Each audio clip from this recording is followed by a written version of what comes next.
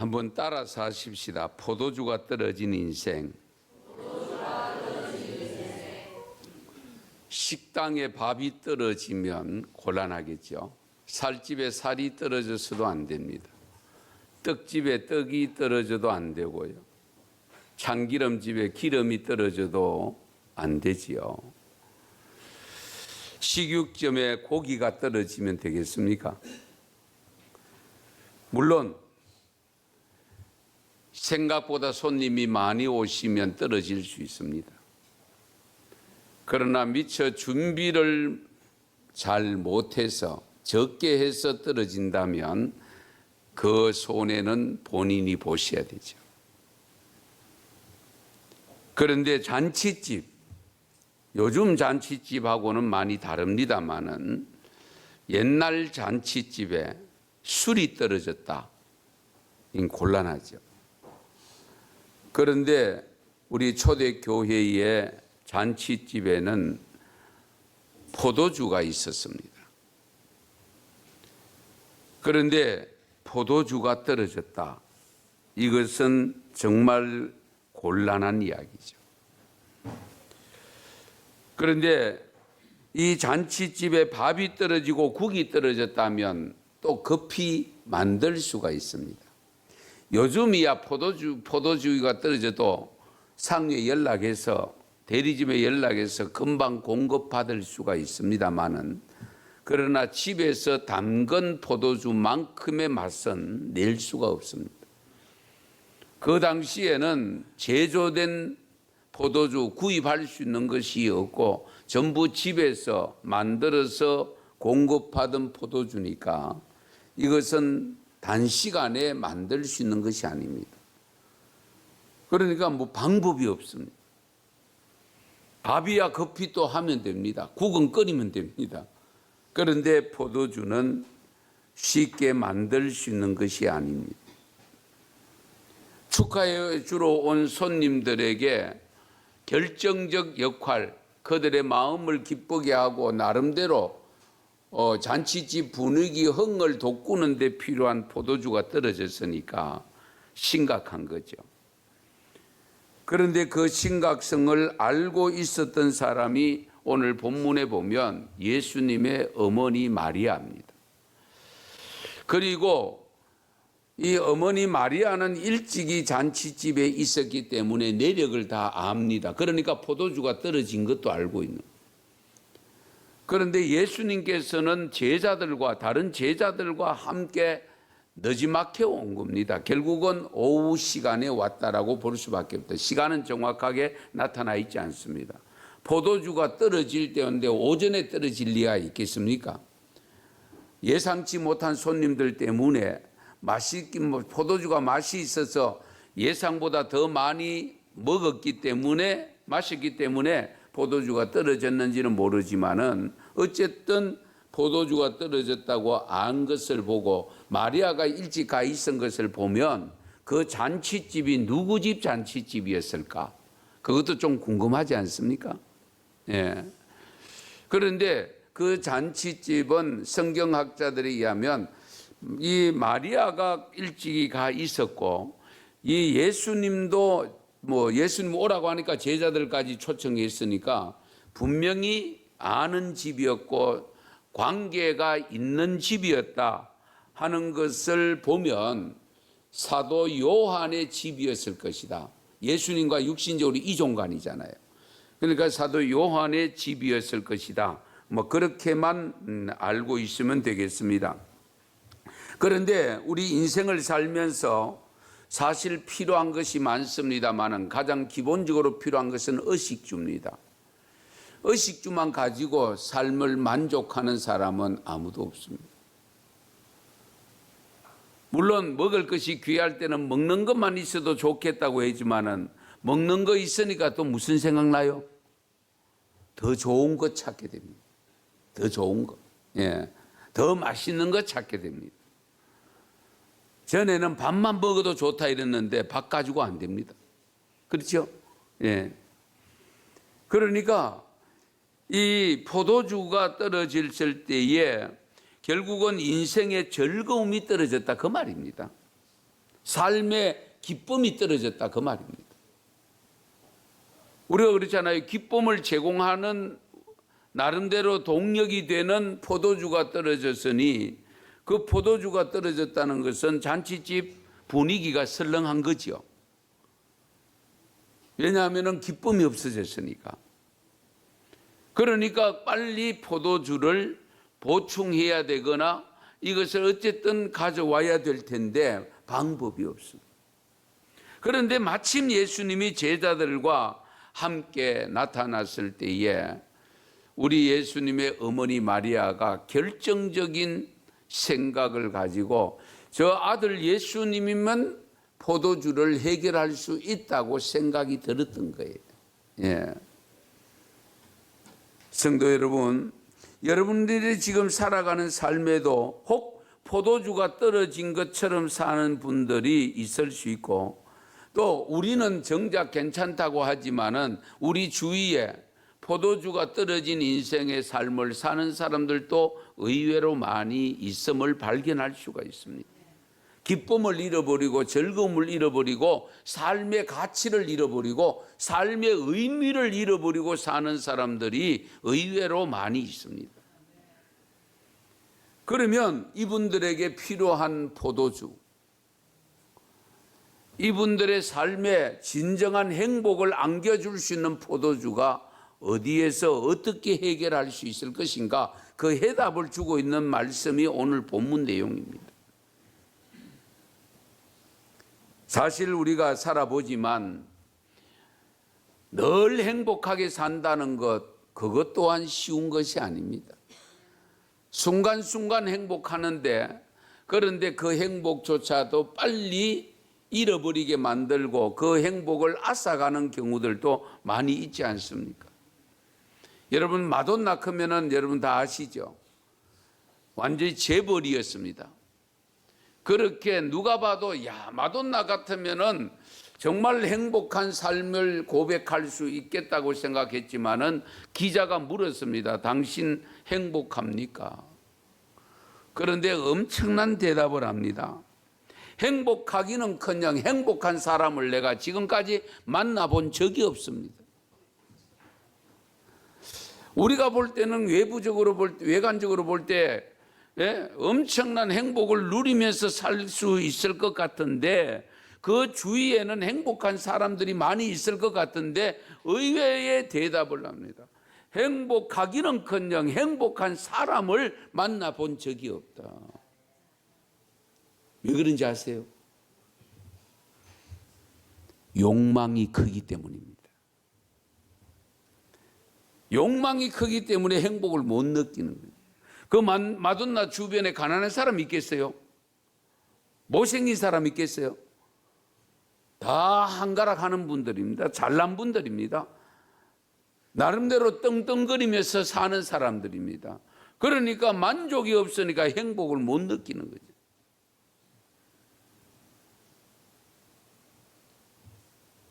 우리가 인생을 살면서 헌법에도 행복 추구권이 주어져 있습니다.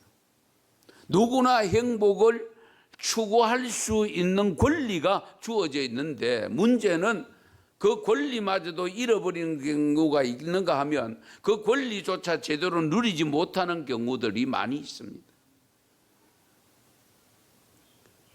성도 여러분, 우리가 믿음의 생활을 하고 영생의 소망을 갖고 살고 있습니다마는 제가 하나 여쭤보겠습니다. 행복한 삶을 살고 있습니까? 네. 그러면 무엇 때문에 행복합니까? 무엇 때문에? 어떻게 하면 행복할 수 있습니까? 그렇다고 해서 날마다 포도주를 마실 수 있는 것은 아니잖아요. 오히려 또 포도주 마시지 말라고 하잖아요. 정찬식 때나 가능하지. 이 물로 포도주를 만든 사건, 오늘 깊은 내용을 우리가 깊이 한번 생각해 보십시다. 왜 물로 포도주를 만들어야 했는가? 물로 포도주를 만들어야 했던 환경을 먼저 조금 세밀하게 살펴볼게요. 오늘 말씀의 시작이 어떻게 시작되는지 여러분 아시죠? 사흘째 되던 날 이렇게 시작합니다. 그럼 언제부터 사흘째 되던 날인가? 왜 이 내용 사흘째 되던 날을 이 서두에서 밝히고 있는가? 이 사흘째 되던 날은 언제부터인가? 빌립과 나다나엘이 예수님으로부터 부름받고 난 사흘째 되던 날입니다. 그러니까 이 빌립과 나다나엘이 예수님의 제자가 된 날부터 사흘째 되던 날, 이때 갈릴리 가나 동네에 혼인잔치집이 생겼고 그 혼인잔치집이 사도 요한의 집처럼 어쨌든 예수님의 어머니 마리아와 친척 관계가 있는 집이었다 하는 그곳에 예수님의 어머니가 가 계셨고, 그리고 살림 전체를 나름대로 파악을 하고 있기 때문에 포도주가 떨어진 것조차 알고 있는 이제 그런 상황에서 이거 어떻게 하나 전부 다 혀만 차고 껄껄거리고 있는데 예수님이 등장한 거예요. 예수님이 찾아오신 거예요. 그러니까 이 어머니 마리아는 예수님이 아들 예수가 오자마자 느닷없이 하는 말이 있습니다. 저들에게 포도주가 떨어졌단다. 이 잔치집에 포도주가 지금 떨어졌단다. 그러니까 이 포도주가 떨어졌다는 말을 들었던 우리 예수님께서 그래요, 어떡하지요? 네가 한번 만들어 봐라, 뭐 이럴 수 있잖아요.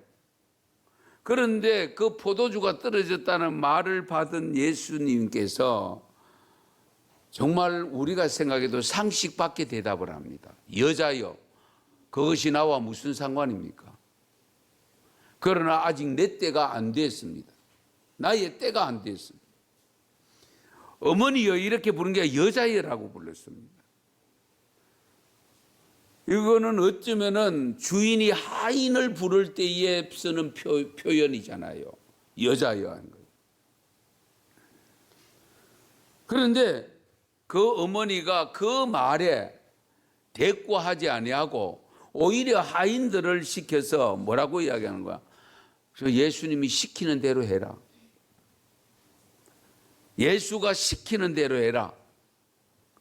이런 것을 보면 어머니 마리아가 수가 고단수입니다. 한번 생각해 보세요. 기분 나쁜 소리잖아요. 여자여, 거기 내가 무슨 상관입니까?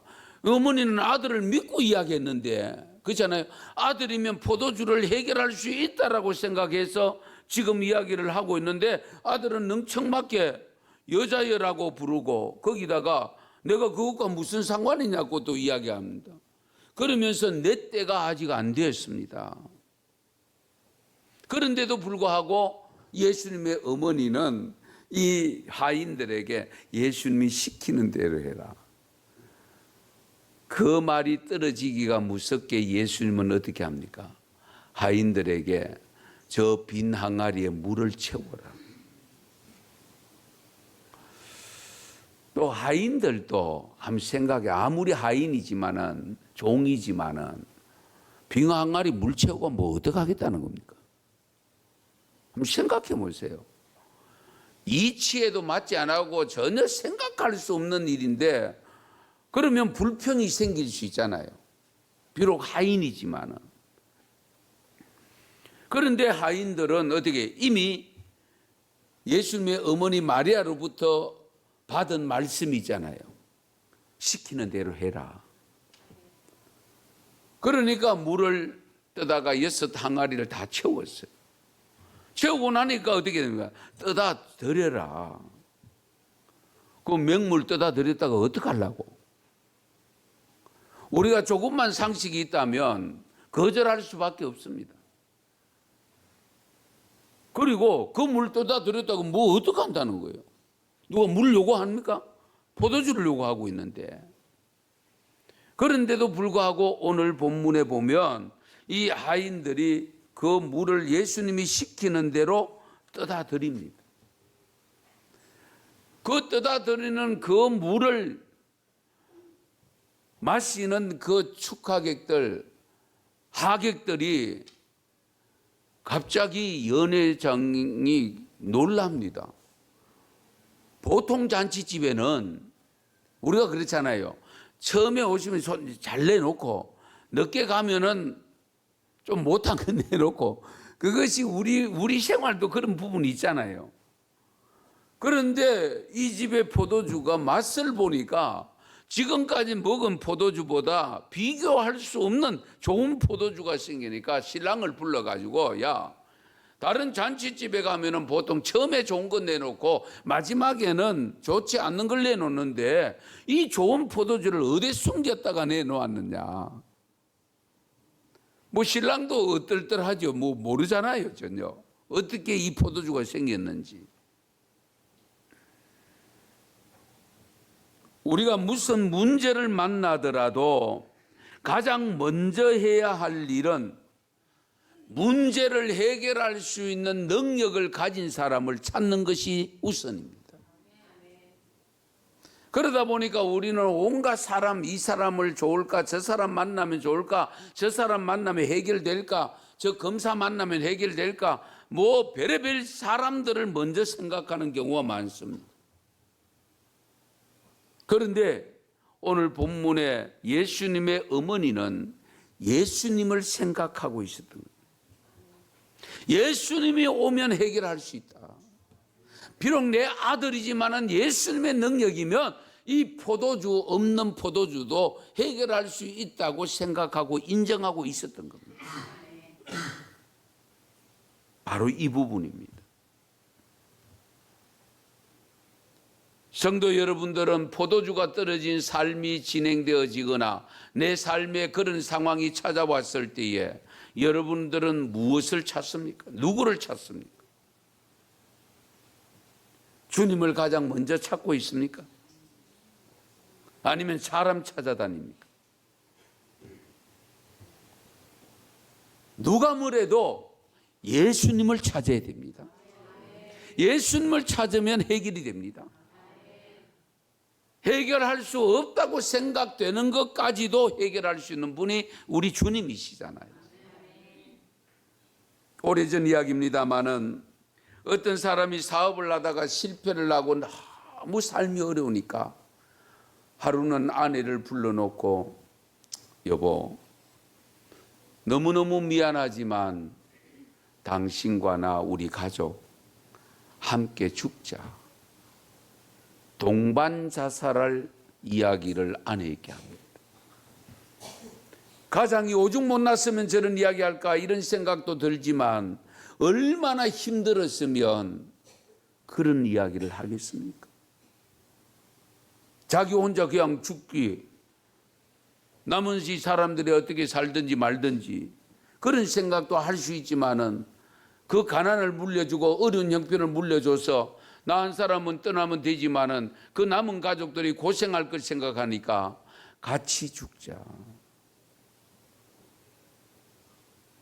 그때에 아내가 남편의 제안을 받아들이지를 않고 오히려 아내가 남편에게 제안을 합니다. 기왕 일이 이렇게 된 바에 죽더라도 기도 한번 해보고 죽자. 아내가 그렇게 제안합니다. 그래서 2주간 금식 기도를 하기로 작정을 하고 오살리 금식 기도원에 들어갑니다. 우리 오살리 순복음 금식 기도원이 유명하잖아요. 거기 들어가서 정말로 있는 힘을 다해서, 거기 가보신 분은 알지만 기도 굴들이 있습니다. 그 기도 굴들은 대부분 금식 기도하는 분들이 많이 찾습니다. 저도 몇 번 가본 적이 있습니다만은, 그래서 그 기도 굴을 전전긍긍하면서 기도를 하는데 한 절반쯤, 한 주간쯤 지났을까? 그때에 오래전에 헤어졌던 친구가 나타납니다. 이 친구가 지금 기도하고 있는 이분의 나름대로 형편이 좋을 때 돈을 꺼가고 떼먹고 미국으로 도망간 친구였습니다. 얼마나 원망스러웠겠습니까? 그런데 생각지도 못한 이 친구가 미국에서 건너왔는데 미국에 가서 예수를 믿기 시작한 거예요. 실패하고 도망간 사람들이 미국 가서 예수 믿는 사람 많아요. 예수 믿고 형편이 좋아진 거예요. 형편이 좋아지다 보니까 어느 순간에 돈을 꽂았던 친구가 생각이 난 거예요. 그래서 하나님께서 감동을 주셨겠죠. 그 빌렸던 돈에다가 이자에 이자를 쳐서 그 돈을 준비해서 한국에 와서 집에 찾아가니까 애들만 남아있는데 애들이 뭐라고 이야기하는 거 하니까 아빠 엄마가 금식 기도하러 오살리 순복음 기도원에 갔습니다. 그 이야기를 듣고 순복음 기도원에 찾아온 거예요. 그래서 기도 굴마다 찾아다니면서 친구를 찾았다가 만난 거예요.